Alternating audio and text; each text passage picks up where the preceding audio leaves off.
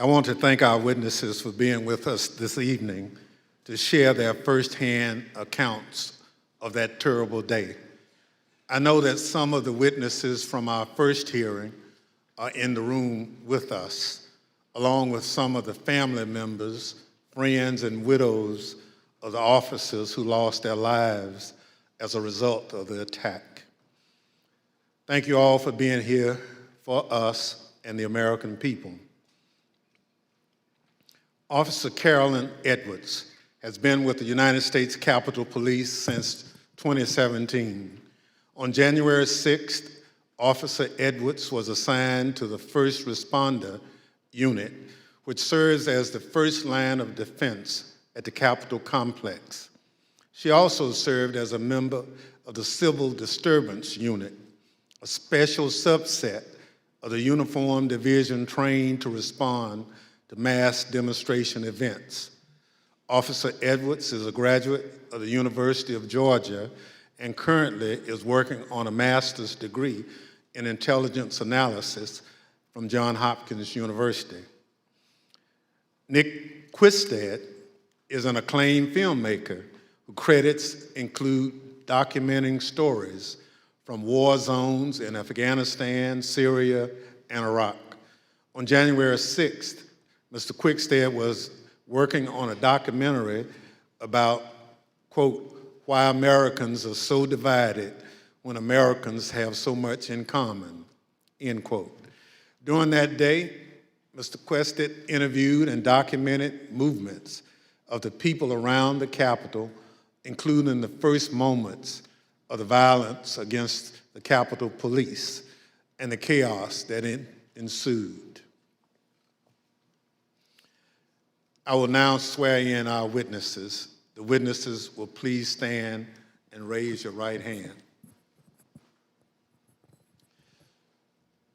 Do you swear and affirm under penalty of perjury that the testimony you're about to give is the truth, the whole truth, and nothing but the truth, so help you God?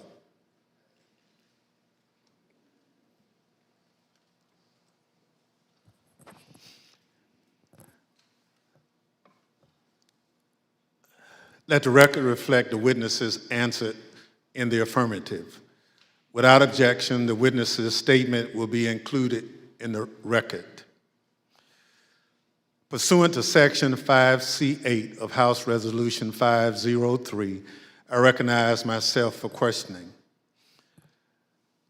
As you saw just a few minutes ago, the Proud Boys instigated the first breach of the Capitol just before 1:00 p.m., where rioters pushed over barricades near the Peace Circle at the foot of the Capitol.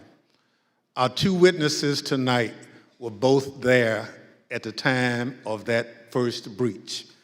Officer Edwards was standing with other officers behind a line of bike racks that marked the perimeter of the Capitol grounds.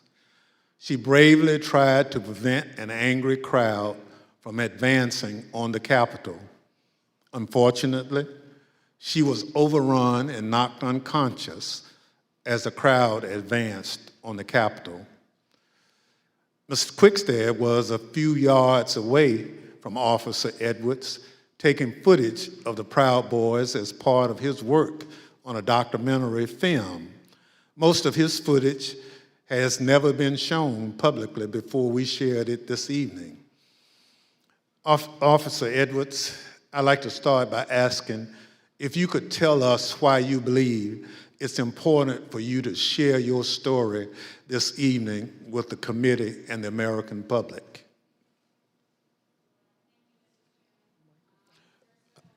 Please, your microphone. Well, thank you, Mr. Chairman. I really appreciate it, and thank you to the committee for having me here to testify. I was called a lot of things on January 6, 2021, and the days thereafter. I was called Nancy Pelosi's dog, called incompetent, called a hero, and a villain. I was called a traitor to my country, my oath, and my Constitution. In actuality, I was none of those things. I was an American, standing face to face with other Americans, asking myself how many times, many times, how we had gotten here. I had been called names before, but never had my patriotism or duty been called into question. I, who got up every day, no matter how early the hour or how late I got in the night before, to put on my uniform and to protect America's symbol of democracy. I, who spent countless hours in the baking sun and freezing snow to make sure that America's elected officials were able to do their job. I, whose literal blood, sweat, and tears were shed that day defending the building that I spent countless holidays and weekends working in. I am the proud granddaughter of a Marine that fought in the Battle of the Chosin Reservoir in the Korean War. I think of my papa often in these days, how he was so young and thrown into a battle he never saw coming and answered the call at a great personal cost. How he lived the rest of his days with bullets and shrapnel in his legs, but never once complained about his sacrifice.